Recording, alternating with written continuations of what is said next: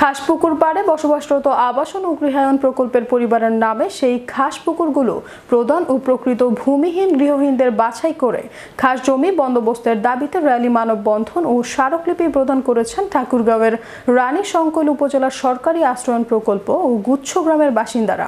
রবিবার বিকেলে রানী শঙ্কৈল উপজেলা পরিষদের সামনে সরকারি আশ্রয়ন প্রকল্পের আওতাধীন পুকুর পাড়ে বসবাসরত ভূমিহীন গুচ্ছ গ্রাম সমবায় সমিতির আয়োজনে এই র্যালি ও মানববন্ধন করা হয়।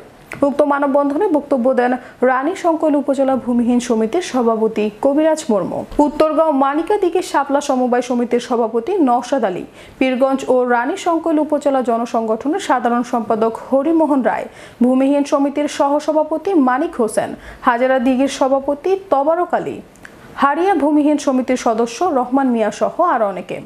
এ সময় ঘণ্টাব্যাপী মানববন্ধন শেষে উপজেলা নির্বাহী অফিসারের কার্যালয়ে স্মারকলিপি প্রদান করেন ভূমিহীনরা।